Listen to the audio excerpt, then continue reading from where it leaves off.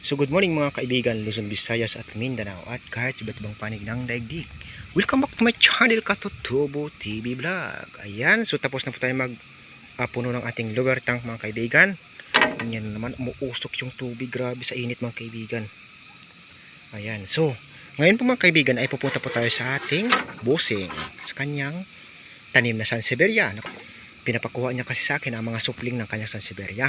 So pabago po sa atin ang lupa ng kanyang Sansevieria mga kaibigan. Tapos yung nanay, siya po yung aalaga. Kung nakita niyo sa mga una kong video. Ngayon po mga kaibigan, may good news po siya sa akin, sabi niya. Dahil namulaklak daw po ito. Talaga? Oo naman mga kaibigan, namulaklak daw po sabi niya.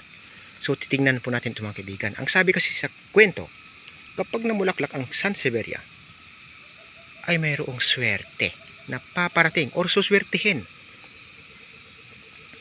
ang nagmamay-ari. So, nasurpresa ako dahil sa katagal-tagal ng panahon. Wala pa pong Sansevieria akong nakita dito na mulaklak mga kaibigan. Yun nga lang, sila ay ginagamit papunta sa loob at pinapasok. So, sa kanya kasi mga kaibigan, nandun po yun sa kanyang biranda, sa kanyang likod na kwarto. So, kinukublid niya kasi mga kaibigan dahil nag-aalaga po siya. Mahilig din po kasi siya sa halaman.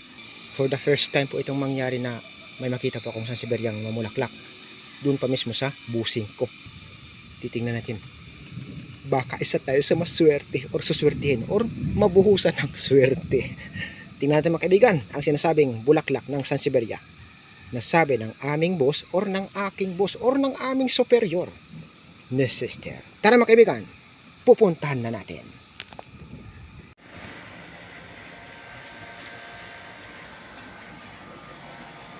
Ayan, so ang pangmalupitang Sansevieria ng aking bossing na mulaklak.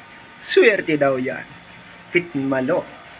Thank you so much sa bossing ko at sa kanyang Sansevieria.